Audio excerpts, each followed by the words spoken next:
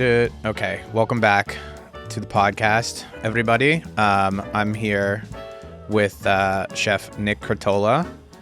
It's Curtola. It is. Yeah. Last time I checked. And you are the chef partner Yeah.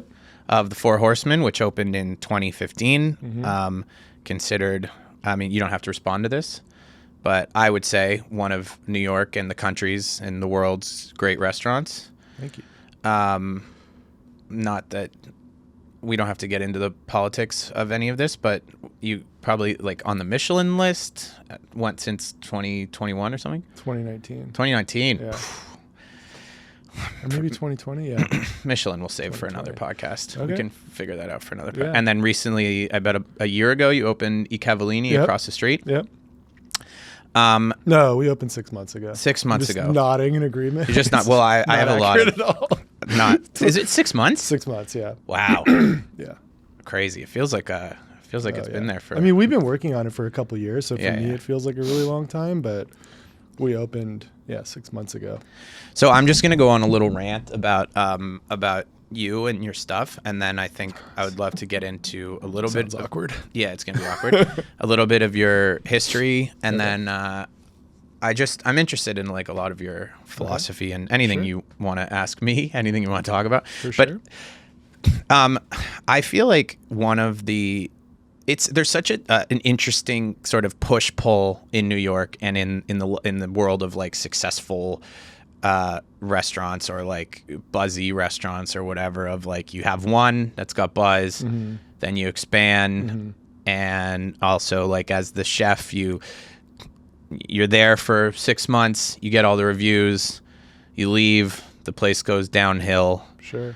You start doing the press runs, you're cooking on the beach in the Cayman Islands, making money, your marriage falls apart, Okay. you're on TV. I hope that's not my path. But No, absolutely not. It's objectively not. Yeah. But I think that I have such I fetishize this thing that I believe you've done, and you would be the one that I would come up with where someone just really created something amazing, stayed there, continued to push through to make it better and better. And it's not a huge restaurant. You're an incredible chef. And only 10 years or 9 years later, did you open a second restaurant. Yeah. Okay. I think about it kind of in the Japanese sense. People that you're just I'm going to do one thing. I'm going to do it really well, and I'm going to get better and better. Yeah. How do you think about that? Japanese, potentially, but also people Alain Passard or a place like Echibari, right? Those two places really influenced me when I was a younger chef, and they're very singular. That's what they do. I mean, I think Alain Passard has a farm. These are in France? Well, that's Arpège. Yeah. Right, and then Echibari in Spain. But that's he does have a farm that they do. I know they do dinners and stuff up there, but his focus is Arpège. And I remember I went and ate there. This guy's in his 50s at the time, and he was out working the dining room, in the kitchen, hands on every dish. And that to me, or Eric Ripert, for example, I know he has other spots too, but he's there. Bernardin is his home, and he's there most of the time. Those are the kind of people that inspire me more than those people that would open something, ride the hype, and then, like you said, leave it after 6 months, and then you kind of knew it went downhill after that to some extent. Why is that? Why did that inspire you so much? I think I was just a sponge. Yeah. I think that's, to me, one of the best parts about cooking is it's a craft, and it's a craft that you're constantly honing and trying, or at least personally I am constantly honing, trying to get better at, not resting on my laurels, putting in the same work ethic every single day that I walk in the door. And just trying to, I'm highly competitive. I really do want to be one of the best restaurants, like you said, in New York or in the country for that matter. That's something I'm actively pursuing every day, and not necessarily going out of my way to do press about it or anything like that. It's more just the work, putting in the work. And that's why I did it so long at Horseman. We were, I'd say for the last 3 or 4 years, trying to open something else. It just, it happened to fall on our 10-year anniversary of Horseman. But yeah, I was at Horseman for 10 years, every day. You know what I mean? Not every single day, but a lot more than I think most people are at the 10-year mark of their restaurants. Yeah. And I was really proud about that. But yeah, I just love the work. I love learning. I love that, like, I'm always just trying to get better every single day. Not in like, that sounds like a cliche or something, but I'm actively doing that. I'm actively like having conversations with my cooks and my managers, my sous chefs and chef de cuisines and stuff like that. And we're constantly evaluating dishes, even things that have been on our menu for like a couple months. I'm always looking at ways we can improve them. Going home on my weekend, researching, studying, coming back and being like, yeah, you know, we've been doing this way. What if we maybe mix it up a little bit? Or I saw somebody doing this. What if we, you know, I don't know, just minor tweaks here and there, and just always trying to make the food the best we can, you know? And is that something like, do you have like tricks to getting yourself back to that headspace? Or do you, if you're kind of, you know, sad or miserable or annoyed or whatever, is that something like, are you like, well, get up, go work on some dishes? Like how do you, or maybe is that, not like or consciously. is it really just the competitiveness? It's a little bit of the competitiveness, and it's a little bit of, I don't know, man. I'm just really passionate about cooking. Like that's what I fell into, and I happen to love it. And I still walk into the Horsemen or eat Cavallini every day, and I'm like, I'm happy to go to work. And I feel like that's pretty rare. And I honestly feel like I can count on maybe one hand the days where I'm like kind of dreading going to work. Most of the time I get up, I'm going in, I'm like excited about something, excited about working on a new dish, excited about a thought I had about maybe a dish that's already on the menu. Excited about a new like product that we're getting in, a new farmer we're working with that's bringing us in whatever it is. Is it fair to say that Four Horsemen is mostly French? No. Unfair. No. So what kind of food is Four Horsemen and what kind of food is E. Cavallini? Well, so Horsemen is like really hard to define. Again, it's just really ingredient driven food that relies heavily on ingredients that we source. Okay. You know, fish, meat, vegetables. It all starts there, and then we build off of that using creative techniques from around the world and little pops of flavor from ingredients from around the world.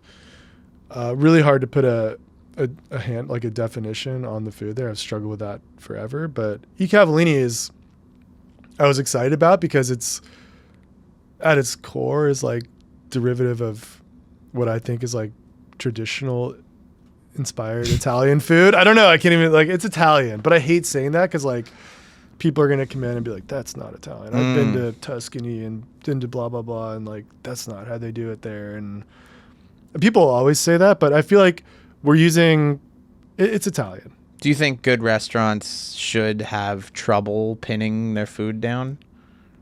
I don't think it's a bad thing. I think especially in the like the realm of like the neo bistro natural wine world and the whole small plates phenomenon. Yeah. And, that food always seems very eclectic, in like a really interesting and good way, I feel like. But is there anything about the restaurants or about your cooking that you never talk about that you think are kind of interesting? I feel like I went from never talking about the restaurant being quite reclusive to I feel like I've talked about it a lot the last couple of years. But no, I think for us, it all boils down to just sourcing. Like that's my biggest thing, is just constantly trying to find the highest level of ingredients we can get and unique ingredients, and just always having something on the plate that, you know, makes you like cock your head a little bit or like just be like, oh, that's interesting. I wouldn't have thought of that. And I think that's our bread and butter, and just staying true to making first and foremost, a dish has to taste good. Like before we think about it aesthetically, and how it looks on the plate. That's the kind of food that I like to do. Yeah. I really like super simple dishes that hit punch like way above their weight. That to me is really cool. So you were born where? Northern California? Yep. Bay Area. Bay Area. Okay. And then how old were you when you started cooking? I was 19, 20. Just because you fell into it, or did you love it? I got really lucky, I feel like, and also unlucky depending on how you look at it. I was just always kind of pretty bad. I don't know. I wasn't like the best student. Yeah. I'm self-diagnosed ADD potentially, sure. But I just that wasn't my forte. Yeah, me neither. But I never tried my hand at like a craft or a trade or anything like that. And my mom happened to be like a really great cook, home cook, and she was doing cooking classes like at my high school for night classes for other adults and stuff like that, just to teach them like a few tricks for working at home, for cooking at home for like your family and stuff. And I was just helping her out, and I was like, you know what, this is kind of cool. Is this something people do? I mean, this was like 2001. So I ended up going to culinary school because I was like, oh, it's a trade, it's a craft. Like, you need to go to school for this. So I did that route, and I just I fell in love with it. I loved reading cookbooks. I loved the hands-on nature of it, and just the effect that you could have on something in the moment, and something that doesn't last very long either. Mm-hmm. So what was the first like good restaurant you worked at, or one where you were in? What was the first place you were in? The first place, well, yeah. So I got lucky. I worked at this place called Beowulf, which was in Oakland, and it was at that time in the Bay Area. There was a lot of it was either fine dining French and guys who had worked, in France and had opened more fine dining French restaurants, and then it was Chez Panisse fallout and trickle down. And I ended up in the Chez Panisse world of a few restaurants that were alums of Chez Panisse doing that style of food. And I really liked that. I liked the seasonality. It was very Mediterranean driven. But yeah, I just remember the chefs being like, dude, get out of this while you can. Don't do this. And I was like, oh, no, I really like it. And they're I remember them like out back. I have this vivid memory of like, they were smoking ducks. Like, duck was a big thing at their restaurant. And the chef's just like smoking a cigarette. And he's like, dude, you don't want to do this. And I was like, I think I do. Yeah. And he's like, all right, well, yeah, whatever. So I did my externship there. I worked around the Bay Area a little bit. Where was the first time that you thought you might have some confidence or have some skill, or did someone come around and tell you like, oh, you seasoned that well? And you were like, oh, I did? Like, I'd say I have. I think it's been a great thing for my career, but maybe a bad thing for me mentally is like I just have this like lack of confidence. You know what I mean? I'm just Hey, you're in the right place, buddy. I know. I didn't really get confidence until maybe like a few years into Horsemen. We started finally getting some recognition for what we were doing. And I was like, yeah, you know what? This place like is really good. Our team is really good. I think we're doing something. What about like the first time you were running a kitchen? Did you still feel insecure? Like, why am I here? Definitely. Where was the first kitchen what was the first kitchen you ran? I ran this place called Gladys, which was in Crown Heights. The first kitchen you ran was in New York? Yeah. Okay. That was super stressful. I was figuring out who I was as a manager, and like a leader. And I think another reason I didn't burn out is I just found really good places to work. You know what I mean? If I found a place that I didn't really like and I didn't like the culture, I didn't work there. I didn't job hop, but I was very picky about where I worked. And if something wasn't working, I was like, I'm not going to go get treated like shit every day. It's just not what I want to be doing. And I think what I found Franny's and I found Camino. And those two places were, I don't know, just run with a real level of professionalism and respect that I admired. And I was like, all right, if I ever open my own place, that's what I'm bringing to the table. And I had also worked at places that treated their cooks like shit. I remember how I felt getting treated like that, and I'm not going to do that. But you said I think you said somewhere in the book, like it does work, but it doesn't actually create people that want to be there. No, I think what it creates is a sense of fear, and nobody ever cooks well coming from a place of fear. I think where people cook the best is where they feel like they're a part of a team. They feel an attachment to the food and the restaurant and the people.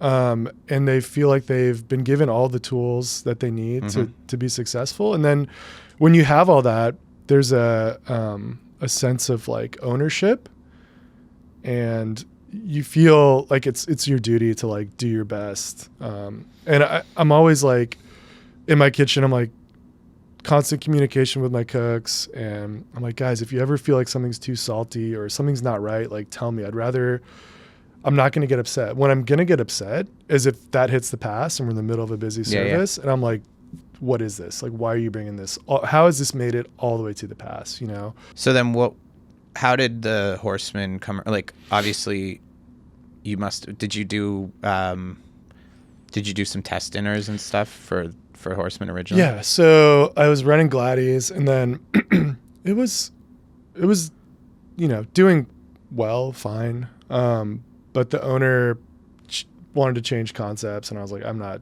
down with the concept that they changed it to. So I was a little bit in limbo, and a friend of my wife's put me in touch with the owners of Horsemen. And I did a couple dinners for them, and I got the job. And you're good at saying no. I feel like is that something? Oh, I mean, yeah. That's I feel like that's like my thing. I don't know. Yeah.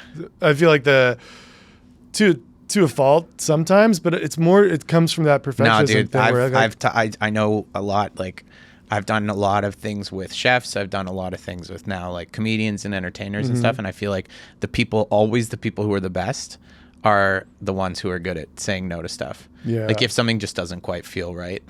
That's my thing. Like, if I'm going to commit to something, I want to make sure I can do it to the best of my ability. Yeah. But I've learned the last few years to also, I've learned that like failure is a really important thing, and risking it is a really important thing. And sometimes taking a risk and saying yes to something and putting yourself out of your comfort zone only makes you stronger, like as a chef and as a person. And I think I've gotten better at it over the years, but definitely the first few years of Horsemen, I was like, I'm locked in on this. This is exactly what I want to do. Like, anything distracting me from that, or anything that's in my mind going to be detrimental to what we're doing, I'm really apprehensive about. Also, I'm just like, I'm fine with saying no, and I'm fine with. It's awesome. Well, it's awesome, but it's also it's just like it's hard for me because I deal with being a bit of a people pleaser. Yeah. So I'm the dumbest thing I do in the entire world is I'll say yes to things knowing that I shouldn't do them, and then figure out how to weasel out, and then I end up a no keeps the relationship great. Yeah. And then a yes, but sliding into a no it ruins relationships and causes me infinite amount of stress. I think it's funny because I was listening to that Smart List podcast for a while. And I remember like Will Arnett always saying like, if somebody asks you to do something and it's like 6 months away, put it in the mindset of like, if they're asking you to do this and it's tomorrow, would you do it? And if you wouldn't do it, don't commit to it 6 months. Because like, it's not going to get any better in that 3 to 6 month period. You're going to start dreading it those few months. And then you're going to potentially like, fuck it, I'm bailing out of this. You know what I mean? And I think there's something to be said about that. I think about that a lot, actually. It sticks out in my head. There's a comedian I know who's very well known. And I have a friend who wrote a script. And my friend has asked like 5 sort of important people to read the script, and most of them have been like, absolutely, send it to me. Yeah.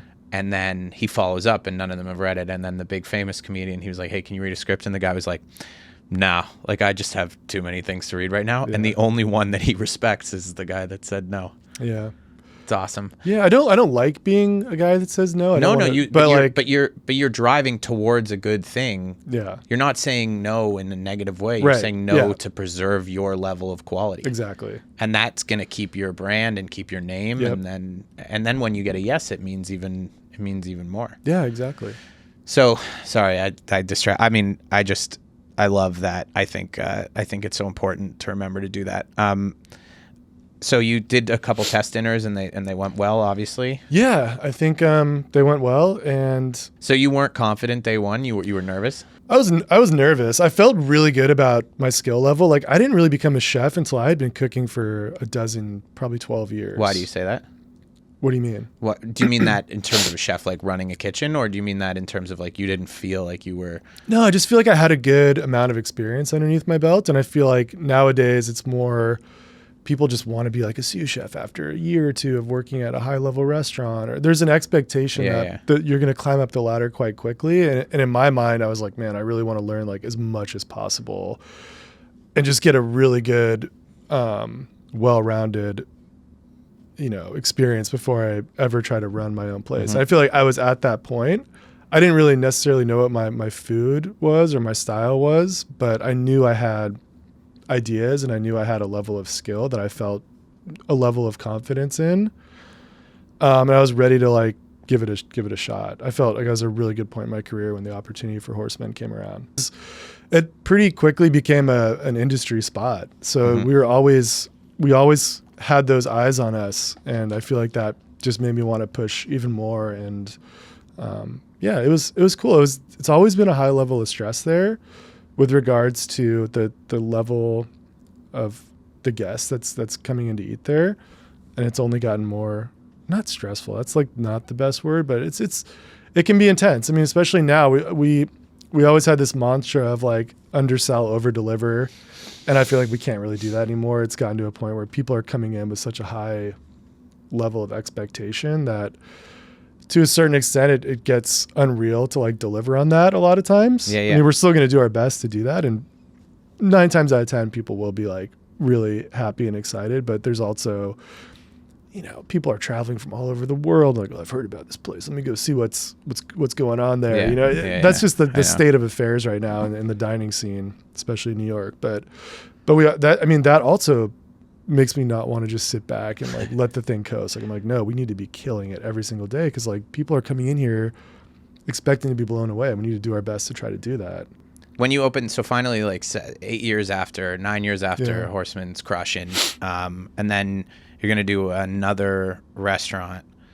Was it as intense of a ramp-up process as Horseman was originally?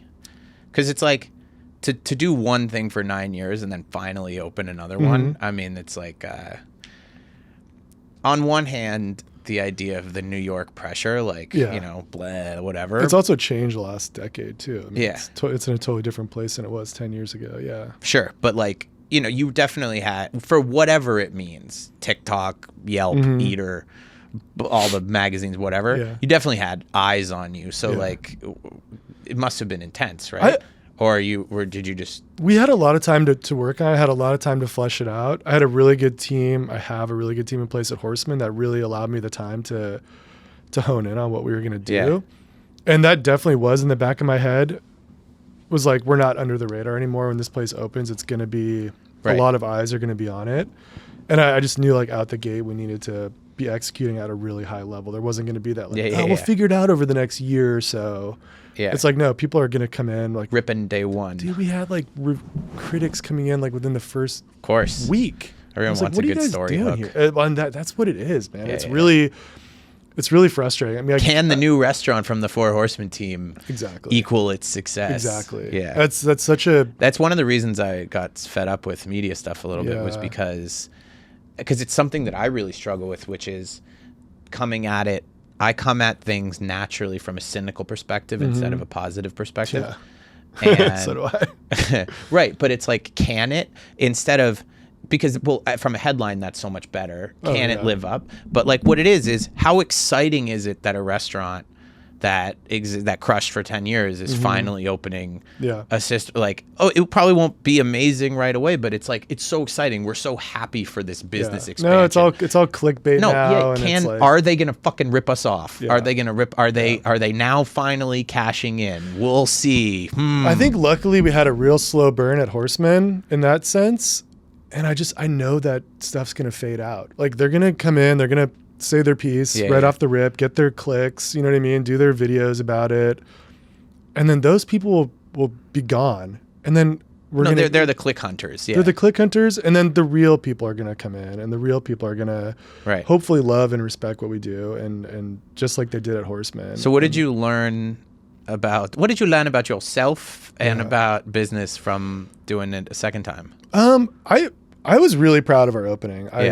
It's going to sound crazy, but it wasn't stressful at all. I mean, I have 3 people working with me that have worked with me. I mean, one of them has worked with me 7 years. One of them has worked with me like 4 years. One of them has worked with me 3 years. It's just people that we have that second language. We don't have to verbally communicate with somebody. I can shoot somebody a look and they're like, oh, okay, he wants me to check the cucumber dish real quick. You know what I mean? And I knew I was going into it with those people. We had a pretty clear vision. I feel like we opened really strong, and we've only gotten better. We've only been open 6 months, and I'm so proud of like where it is right now. And I think we're all really excited about where it has the potential to go. And people miss that. People that came those first month or two, I think it was great. I think I'm very proud of what we were doing there. I feel like the food was still really amazing. But like, dude, you have to think about it. Like, we're in a completely new space. Like, we basically got access to our kitchen as it always goes. You hear about every restaurateur, no matter what, like, you get access to your kitchen in reality like a week or two before you open. Yeah. And you're in there for the first time. You're like, oh shit, you know what? Like, this sucks. We need to put 2 shelves here. Yeah. We need to, that's not going to work. We need to switch these. And you're dealing with that. And you're kind of forced to open. We weren't forced to open. We definitely pushed it back a week at one point, and we were like, we want to open, make sure everything's perfect. But inevitably, you find things out along the way. And I'm not saying like, you know, no, I understand that people are, once you open, people are paying money, and I get that. Like, you're open, you're charging people money. That is true. But I also think like a restaurant's evolution over time, especially after those first few months where you can work out the kinks a little bit, where the servers feel a little bit more comfortable in the space. Like, service was it was great, but it's just clunky. Like, you're figuring out like, oh, that server station's kind of in a weird spot, but it's a bottleneck now. Do you have any things like that? You moved some service stations? Yeah, we did tons of stuff. We're still doing it. Every day we meet, we talk about what worked, what didn't work, food, service, everything. Yeah. And for like, those people who don't know, like, a lot of that is even also like directions of people walking. Yeah. Like, spin around this table this way so you don't bump into someone. Yeah, we have a workflow. We had an initial way we thought that the pass and the expediting was going to work, and that totally didn't work. I should, like, for people that, if you don't know, like, when you go to a nice restaurant or even a pretty good restaurant, like, I always tell people, like, watch the way that the servers walk, because like, you'll see patterns and stuff. It's like fish. You'll see interesting patterns, and it's like, it's not by accident, right? Like, people know. No, it's not by accident at all. And sometimes like, you're just dealt a weird space and there's just going to be quirks to it, which is fun, right? I mean, you can't like, not everybody's like a hotel restaurant where it's like this white box of like a perfectly designed workflow and stuff. We have like weird quirks about our space that we need to work around, and it's a thing, but it's, you know, it's stuff you figure out those first few months. So it's actually interesting, because I didn't think about this, but you definitely experienced, like, you thought, I mean, I'm not speaking for you, but like, you were definitely in the media landscape. You knew what it was to be written about. You knew what it was to be vlogged about and all those things. Yeah.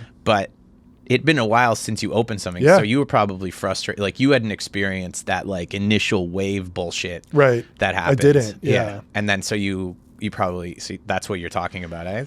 Talking about that. Luckily I have some friends where it was like overly critical and annoying, and you're hearing everything. I hit up some of my friends that had opened restaurants within the last year that had worked for me or just peers. And I was like, how did that go for you guys that first few months? And they gave me the lay of the land, and I was expecting it. What was some good advice that they gave? Not really advice, but just like, these people are going to come week one. They're going to line up. They're going to come in. Like, just be ready for that. And I was like, really? Like, that soon? Because back in my day, but like back when we opened Horsemen, I was like, oh man, the New York Times could come within the first 6 months, right? And now it's like, they'll be there within a week or something like that. Or not the New York Times, but like, publications will come that quickly. And the TikTokers, yeah. TikTokers, I don't know. They were pretty good to us, I feel like, for the most part. You know? Like, I don't know. It's weird. I don't want to speak poorly, but like, it's weird to see people come in your restaurant and just like with their phone like this, like, and then they'll go to like another corner and film like the dining room. And then you see the video and it's like, this is what it was like at Cavallini. And like, you'll be like, oh, that's the shot where they were just like standing in the middle of the restaurant doing this. And it's weird. I feel like it's a weird way to go out and eat. And I think I get it, but I also feel like it's just creates less mystique around restaurants. For sure. And I feel like it creates this mindset of like, I feel like I've seen it. I don't feel like I need to go there. I feel like I get it because I've seen it. So interesting. Where you're lacking the actual physical experience of going to a place and trying it. And like, I look at some of the comments sometimes, and some people will be like, that's not Italian food. That doesn't look like blah, blah. I'm like, just come in and eat it. See if you like it. Why? Like, what are you doing online? Like, commenting on this? Like, you haven't even been there. Right. It's just a really weird way to like go out and eat. Or we get people that come in and they're like, you just see them like immediately on their phone, like at the table, because it's an open dining room and stuff. And you just see them like pointing to a dish. And I'm like, that dish isn't even on the menu anymore. Like, why don't you just look at the menu Yeah, and like yeah. be like, that sounds good. I'm going to try that. Don't you think that's like a weird way to go out and eat? Of course. But like, you know, I know people that look at the menu ahead of time. I don't even like to look at the menu. I don't like to look at the menu. So either. I think it's like I blowing. like to be surprised. I would say like you guys rarely have open tables, right? Like you don't need to drive people into the restaurant. So why do you bother with social media? Like why do you want to get your name out there on social media? Is it your competitiveness? Is it? No, I think for me, it's just I want people to see what we're doing, like what my team is doing and all the work that goes into a lot of the food that we do. I think we don't post a lot on social media. So part of me likes that. And part of me thinks that does still allow a little bit of mystique and mystery into what you're going to get into when you dine with us. But part of me is also really proud of like a lot of the details that go into what we do, that it can seemingly be a simple dish, but what's behind it, I feel like is really interesting. And I was also seeing a lot of just like amateur cooks making videos, and I was like, man, I'm like a professional chef. I could probably make some cool stuff, you know? Yeah. I just tried it, and yeah, I don't know. Yeah, it's not really to drive. And these are your own cool artistic things. It's a little bit of both. I try to do some dishes from the restaurants, and then when I'm doing them at home, I try to do food inspired by the restaurant, but that's also maybe a bit more approachable and something I actually would make at home, or I could actually see somebody making at home.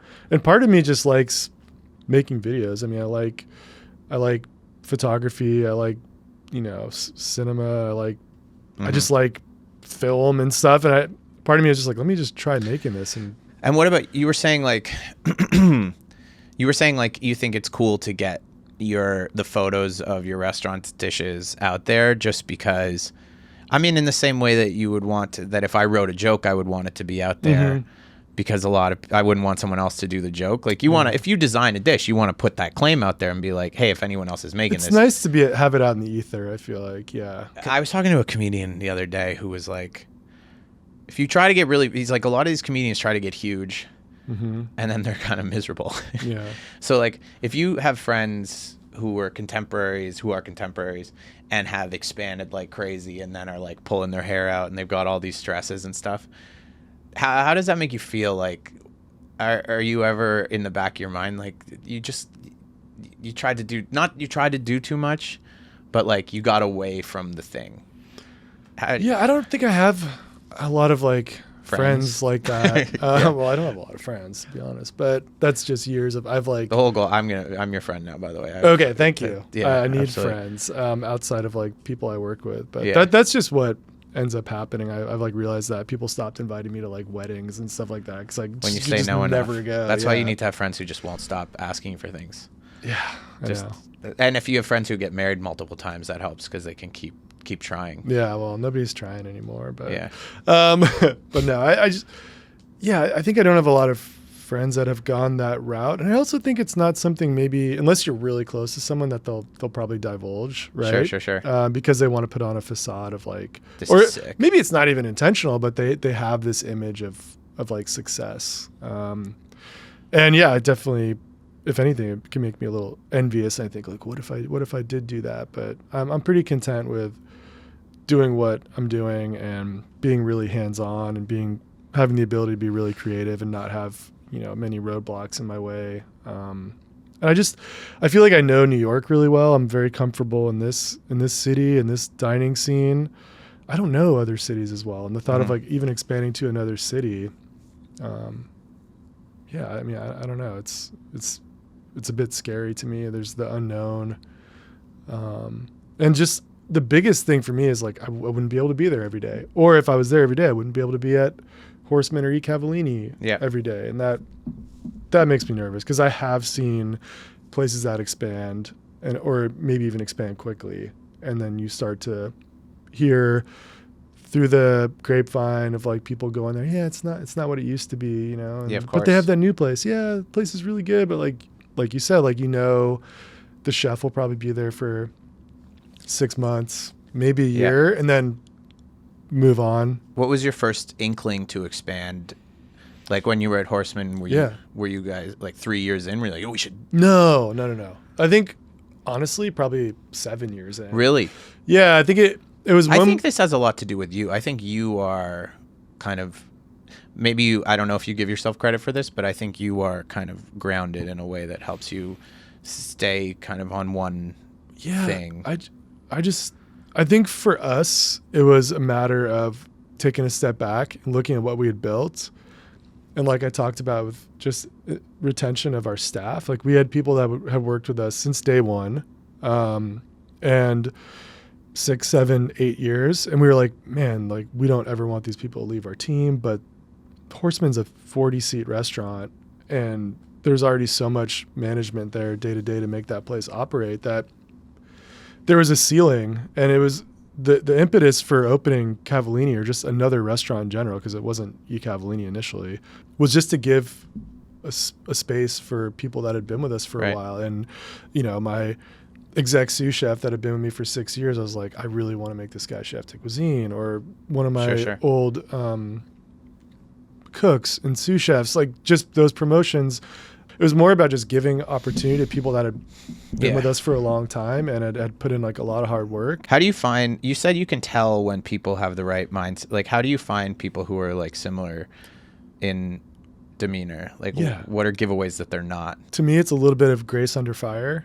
And it's like an attitude thing. That's like the biggest thing for me, is like when I hear them asking the right questions, when I hear them questioning things and looking at ingredients in a certain way beyond just like, how do you want this diced, chef? You know what I mean? It's like, well, why are we dicing it that way? And where are you getting this from? And like, oh, hey, can you try these? These taste a little different than we were getting last week. I'm like, this person is getting it. Yep. This person is understanding how important ingredients are to us and how important questioning things is to us. And just cooks that are, staff in general that is inquisitive is like a green flag to me, and something I look out for. And just someone that takes direction well, and like I give some criticism and they don't take it personally. It's like, cool, great. That's I trust that that's maybe going to make me a better cook. And, that's the kind of stuff I look out for. But like honestly, just a positive attitude and like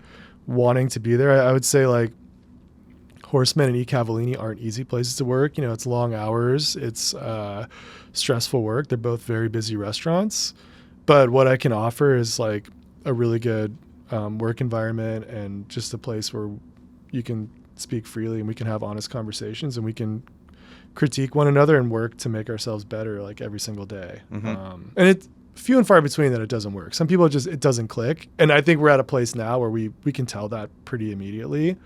Yeah, sometimes we're wrong, and sometimes it's like, wow, that person actually worked out. They went through a rough patch, and we were like, I don't know. We put in the work to get all of our cards on the table, and it was up to them to, you know, read those cards and say like, all right, this is where I want to be. Let me do the work. And those people at work it's even better, because it's like you've seen the highs and the lows, and now they're one of you, and that's a really cool place to be. Last thing gets back to sort of Dan therapy, but when you think about expansion and you think about like, you run like, I would say my favorite, one of the best, whatever, but it's a small, beautiful couple restaurants. Do you ever get days where you're like, I wish I owned half the city, I wish I whatever, and like, how do you just kind of keep small, keep humble? Is there things that you would tell other artists, other people in your position? Like, yeah, I mean, that doesn't appeal to me. Mostly because I like being really hands-on. And the bigger the project, the less I feel like I'm really going to be able to have the attachment to it. There's something to be said about people that are really good at doing that. Those people are very like, I'm crazy systems oriented, but they're systems oriented in a different way, and there's a different management there. But you go to Horseman, like I'm in the kitchen. I see every plate that goes out of that place. Same with Cavallini. I built it that way. Those are just the restaurants I grew up working in that I like. And like the idea of like a closed kitchen and like a hotel and a basement, zero attachment to the guests that are dining there, and just doing pure volume. Also with volume, you lose a little bit of, I feel like there are very few places that can do volume and still have, I don't know, just like really beautiful, delicate, personal food. There's like a little bit of detachment once you get to trying to do volume, and there's a little, things slip through the cracks more as far as like quality control goes, in my experience. So do you think... I'm not saying that there aren't people that are very good at that. There are people that are very good at volume. It's rare, and those are the places that really blow up and it can expand. Right. Well. Yeah. The key is almost like you got to find the thing you really love doing, and then just... No, this is just my personal journey. I would never give advice to anybody because... I think a lot of people would go to you for advice, though. Sorry to say. I don't know what they'd want to... What would they want to know? They would want to know about the ego challenge. Like, there is an ego challenge. Obviously, you're very well known in the food community. Yeah, it's crazy to me. I don't know. Well, even you were saying people were flying in to go to the... the restaurant, at least. Yeah, the restaurant. Maybe they don't know your name, but they know the restaurant. And that is also an ego challenge, to know the restaurant and not your name. But I think that's obviously sick as fuck. Yeah, that's cool. But there was we were talking about the idea that like you could be much more known. You could be doing all the TV shows. You could be doing all those things. And then you would lose, like at one point you go from being an artist that influences the mainstream, like you are ahead of the mainstream and you're influencing the mainstream. And then when you're an artist or you're less of an artist, but you're one who's selling the mainstream, you get to be the one who's known. So it's like, I just think sometimes it's confusing if you are really competitive, that there are so many chefs and stuff who are like to middle America, who are out of like the intense dining scene, which everyone should be because we're so pretentious and crazy, but who are so known. And then like, in a way, you just have to be really satisfied knowing you're doing good work. Yeah. Yeah. And not like that the whole world knows who you are and stuff like that. I think for me, I just have never had that confidence to like go on TV and be like, that's the key. No I'm confidence. I'm an expert. I mean, I think it is. It's terrible for my mental health, but I know it like propels me forward and makes me like want to go in and do the best I can and like be like hyper creative. And but you said but how is your mental health not in a good place if you said you're happy to go to the restaurant every day? I think because that's all, like if you wake up happy, you have good mental health. Yeah. I didn't say I wake up happy. I said I'm happy when I go into the restaurant. It's not even happy. It's just like I'm in such a good place in my career where I'm like comfortable going in and doing that every day and excited for what the day holds and excited to try to have a better service than the night before. Yeah. And that makes me happy, which I don't know if that's a good thing or a bad thing, but that's a great thing. I think that's everything anyone wants. I mean, Chintan was talking on the podcast about the idea of, he said he's very simple. He doesn't want a big house. He doesn't want all these things. He's like, if I have 10 restaurants, 20 restaurants or one restaurant, I'll be able to afford my small house and eat with my family. He's like, people have a problem where they move the goalposts, and that's what I think as the years go by, I'm realizing that the goalpost is coming. I'm just like, I got to bring the goalpost a little closer to me. I think there's a reality I need to get accustomed to, where I don't think I'm going to be that restaurateur and that guy that has like the. You did sort of at one point? No, but like, I don't know. I'm just, there is just a reality of like, there's a threshold that you hit where it's like, I'm only going to make this much money. I know what other people are making in the industry, and it's nothing crazy. The only thing is like content creators, and you hear about those people making tons of money. And that's really only until the last couple of years where I think chefs have been like, oh, this may be an opportunity for me to make money, because you're not going to make it as a chef. Like, and you just have to have that realization, unless you're like, I don't know, unless you create like Carbone, you know what I mean? Like, but that's once in a blue moon. No, but you could do, like, you could go consult. You could like stay at the restaurant, go do consulting gigs and stuff like that. But then you would lose touch with the restaurant. For sure. And I don't know that that's like insanely lucrative in the grand scheme of things, and the cost of living right now in the United States and all that. Yeah. Especially New York, right?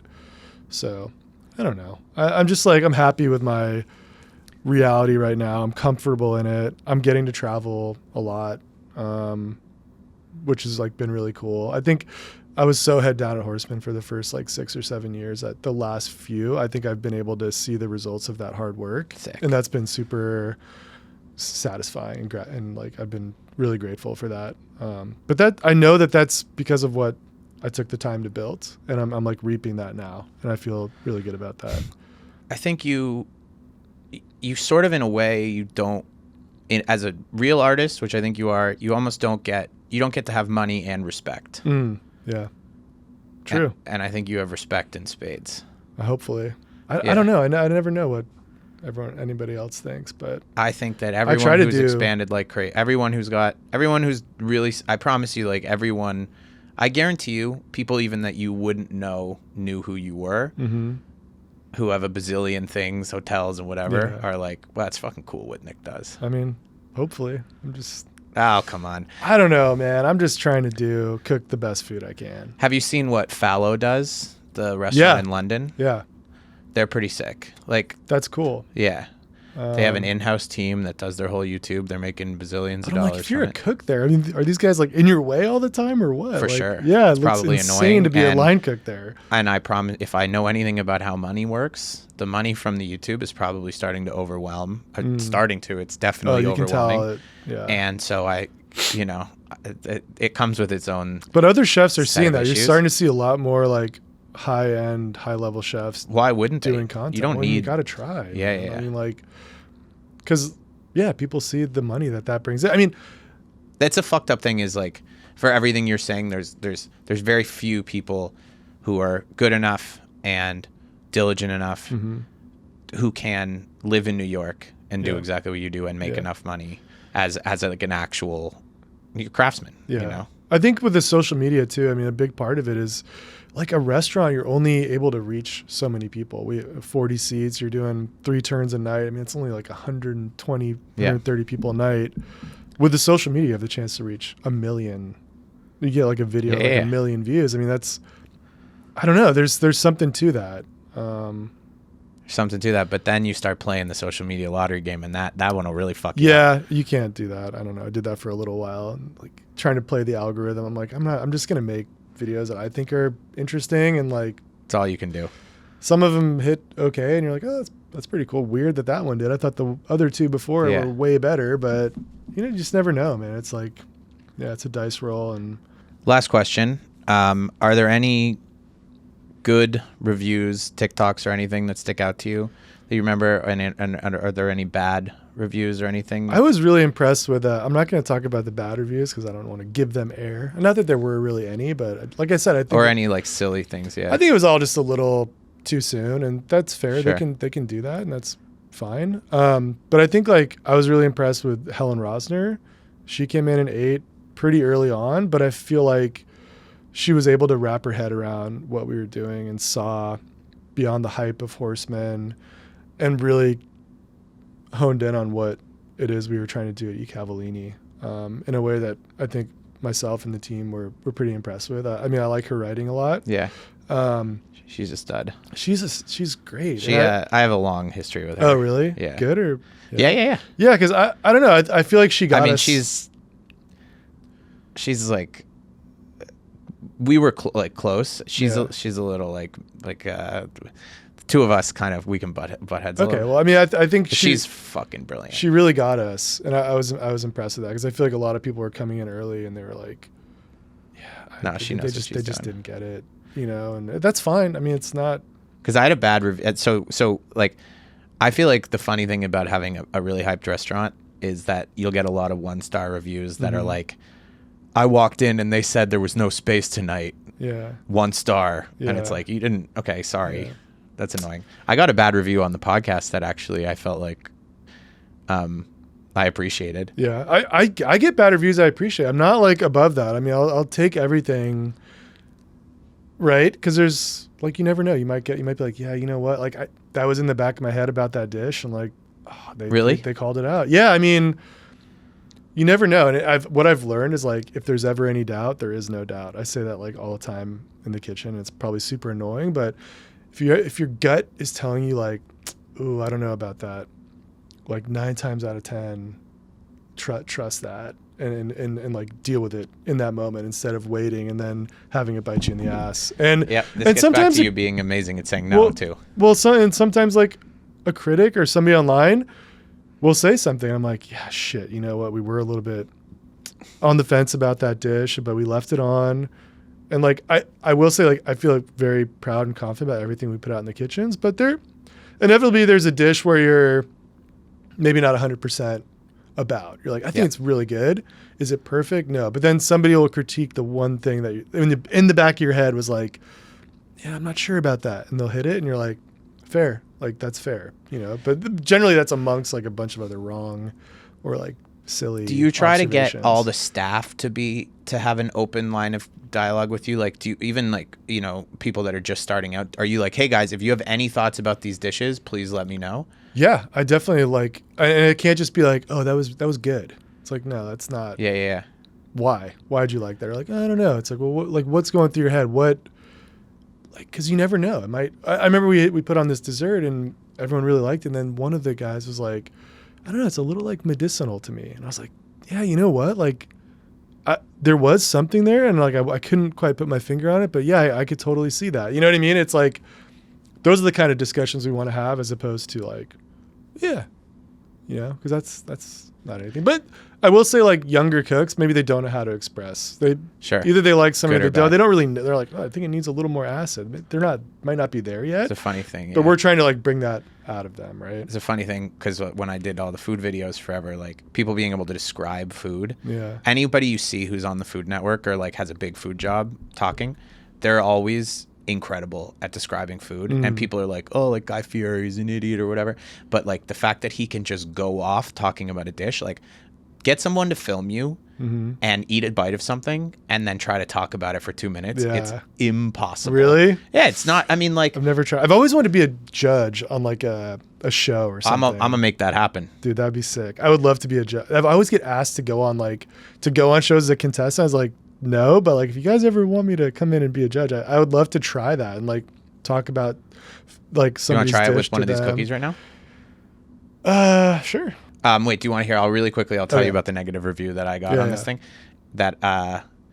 Wait, so what did was there anything someone wrote in about it? So when people are being trolly, you go fuck yourself. Yeah. But when people write specific things that you feel like are reasonable criticism, you really listen. You make an effort to listen. Yeah. I try to do that. I love when people give me feedback. I tell them, I'm like, please give me feedback. Like if you were like, hey, that pod was fun, here's what I thought. Yeah. I would be like, hold on for a second. I'm going to brace myself. I'm going to grab my shoulders and close my eyes. But I'm like, please tell me the thing. Yeah. I love when people do. And the thing is, you have all these staff members there, and like they might not have as sophisticated a palate or something, but like their perspective is really relevant. It's amazing when you can foster because they could be, that could just be another guest at the restaurant could have that exact same thought or whatever. It's only beneficial to the final result. Yeah. If I had a restaurant and a busboy or something was like, hey, I feel like the tart I'd be like, thank you so much. Or like, hey, we're seeing like a lot of,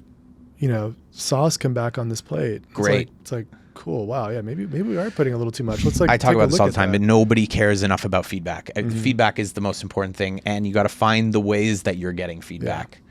Someone said on this pod that I seemed like the way I was asking questions was just about to elicit negativity, which is such a thoughtful thing to say, and it really pissed me off. I didn't get that vibe at all because I was watching some of them this morning, and I was like, oh, I'm excited to do this because it doesn't. You're not like, what's a food trend you hate right now? Yeah. What is a food trend you hate right now?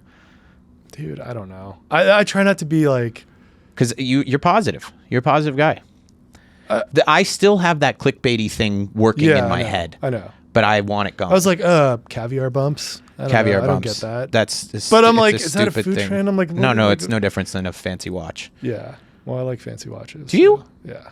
Sick. I mean, I don't know. I love watches. Well, you like a mechanism. You like an art. I love watches. Are super cool, man. My dad left me a nice watch. Oh, nice. Jaeger LeCoultre flippy thing. Oh, the Reverso. The Reverso. I watch videos of this guy like breaking down watches that people send him and like pulling every piece out, putting it back to. I'm like, I love that kind of stuff. The thing, like, you wind it, and it could, in theory, if you're wearing it could run forever, like an automatic. Of course. There's something cool about that. Yeah.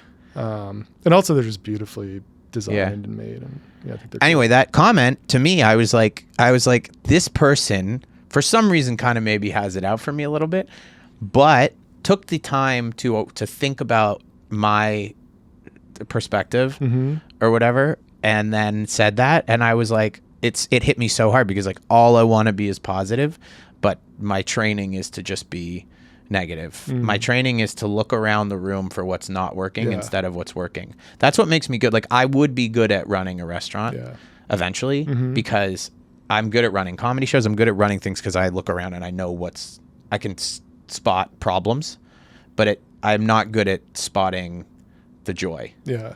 I look right past the joy to the issues. Yeah. I mean, I don't know. I like, as just somebody coming in to do a podcast, I don't like when I feel like there's going to be some gotcha moments or like what's the right. Like, I don't know, the hottest restaurant in town right now. I don't know. I'm just well, like, at the end of the day, I'm only doing this because I love what you do and I love what people in your position do. So if any negativity comes out of me, it's only because it's ingrained. Yeah. I only want, like, I tell people, I'm like, I'm not a fucking journalist. I want to give you an opportunity to talk about the things that you care about. No, respect. I like that. Yeah. But that one did, but it's good to hear that shit. Yeah. It sucks, but for sure. Anyway, all right. You want to try review the cookie? I'll try to review a cookie. So you've never like reviewed something on camera before, so why don't you try the corn cookie and then we'll see how long you can go for. All right, so what we have here is a beautiful cookie from Culture Coffee Shop just down the street. You're going for the corn?